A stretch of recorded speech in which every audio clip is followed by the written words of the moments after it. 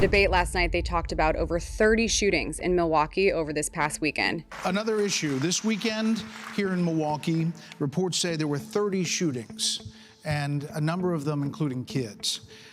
Add that to the big increase in school shootings around the country. Democrats blame this crisis on easy access to guns. They also blame Republicans for blocking gun control legislation. You're a gun owner, no doubt that you're concerned about what was said last night in the debate about the Second Amendment. So we're going to break all this down right now.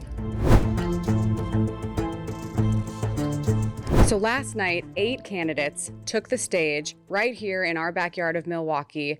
So these 8 candidates met the RNC's really strict requirements for appearing on the debate stage last night. They all had to qualify. So these 8 individuals were required to have 40,000 donors each and hit 1% at at least 3 national polls. So these are the 8 candidates that we saw last night. We saw Ron DeSantis front and center. He, of course, is a former member of Congress and the governor of Florida. Vivek Ramaswamy, newer on the scene, a businessman and entrepreneur. We had Mike Pence, who's, of course, the former vice president. We had Nikki Haley, former governor of South Carolina. We had Chris Christie, former governor of New Jersey. Tim Scott, who is a current senator from South Carolina, Asa Hutchinson, who's the former governor of Arkansas, and Doug Burgum, who is the current governor of North Dakota. So most notable last night was the clear frontrunner for the Republican nomination for president, former President Donald Trump, chose not to attend the debate. He was not on stage last night. So I'd love to hear your thoughts on this. Tell us what you think in the comments down below about President Trump choosing to skip the debate last night. So I want to discuss a few key pieces that were brought up really relevant to the Second Amendment and crime and break down what a few of the candidates said on the issues last night. Fox News host Bret Baier, Martha McCallum, it took them about 40 minutes into the debate before we really got the first and actually only question of the night about the Second Amendment, an exchange related to crime and firearms. So let's listen in. Another issue this weekend here in Milwaukee, reports say there were 30 shootings, and a number of them including kids. Add that to the big increase in school shootings around the country. Democrats blame this crisis on easy access to guns. They also blame Republicans for blocking gun control legislation. So you just heard Bret Baier with Fox News talk about the fact that Milwaukee had over 30 shootings this past weekend, which is true. We're here in Milwaukee. It's right in our backyard. Bret also alleged that there had been an increase in school shootings. Democrats consistently blame Republicans for blocking gun control as if that'll somehow help the crime spikes across the country. He also alleges that easy access to guns is really the reason for these crime spikes. So he threw this question to Governor Chris Christie, who completely sidesteps it and instead focuses on prosecutors going after violent criminals, which we know this is important and it's a decent point, but that wasn't the question. So then the question gets thrown to Vivek Ramaswamy. Again, the newcomer on the stage. Bret asks, what would a President Ramaswamy do about guns? So the reality is we have a crime wave in this country and we know how to fix it. The question is, do we actually have the spine to do it? More cops in the streets who are on the streets able to do their jobs without looking over their shoulder for getting sued. And we also have a mental health epidemic in this country. Just over the same period that we have closed mental health institutions, we have seen a spike in violent crime. Do we have the spine to bring them back? I think we should. As president, I will. But it's not just drugging up people in those psychiatric institutions with Zoloft and Seroquel. It's a deeper issue. I think faith-based approaches can play a role here, too.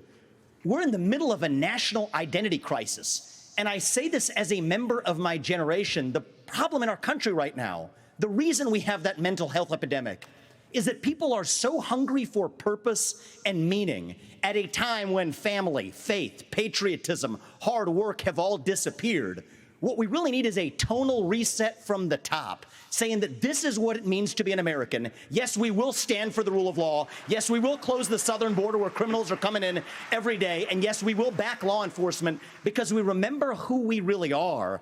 And that's also how we address that mental health epidemic in the next generation that is directly leading to violent crime across this country. Governor DeSantis, really quick. He hits a few important points, arguing for more funding for law enforcement, which of course we would support, more cops on the street helping to deter violent crime.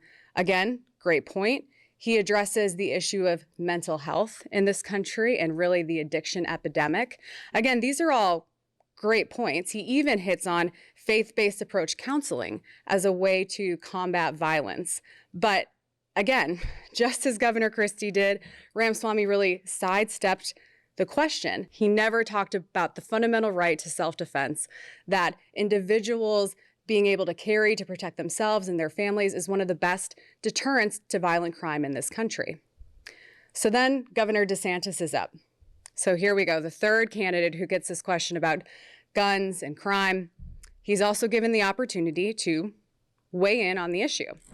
These hollowed out cities, this is a symptom of America's decline. And one of the biggest reasons is because you have George Soros funding these radical left-wing district attorneys. They get into office and they say they're not going to prosecute crimes they disagree with. The inmates start running the asylum. There's one guy in this entire country that's ever done anything about that. Me. When we had two of these district attorneys in Florida elected with Soros funding who said they wouldn't do their job, I removed them from their posts. They are gone.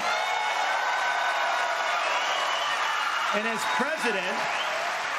as president, we are going to go after all of these people because they are hurting the quality of life and they are victimizing innocent people in every corner of this country, and it will stop when I get into office. Okay. He focuses on prosecutors needing to enforce the law and go after criminals who are repeatedly terrorizing communities in inner cities.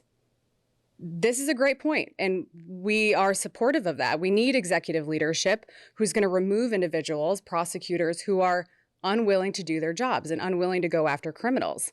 But no mention of the Second Amendment, no mention of the fundamental right for individuals to protect themselves, to protect their families, and the importance, really the important role that firearms play in our society in order to keep us safe.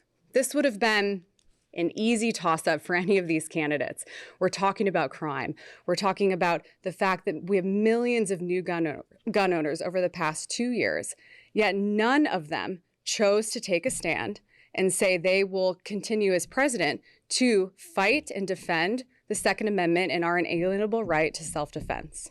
So this is the first of many presidential debates coming up on the Republican side.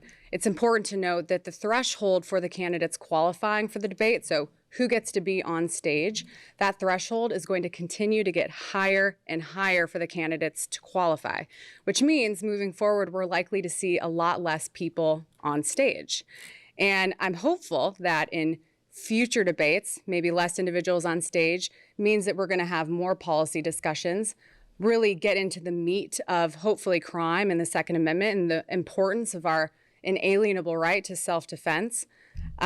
It's important that we find a candidate to take on President Biden, who has demonstrated throughout his administration and even prior as vice president and prior as a sitting senator in the United States Senate, his general unwillingness and honestly straight out contempt for the Second Amendment and American gun owners, whether that is through his runaway ATF or through his continued insistence on calling for a, quote unquote, assault weapons ban. We know that the American people deserve better, and we're hopeful to identify a candidate, again, who's willing to talk about the Second Amendment and our inalienable right to self-defense.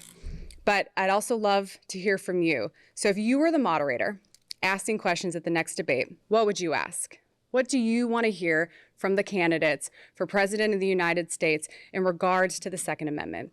If you want to drop some comments down below, again, I'd love to see what questions you want to ask. Before we go, I want to remind everyone that we're giving away a free reciprocity map. This is going to be easy to read. It's constantly updated by all of our legal experts here. And if you click the link below, you're going to get access to that free guide.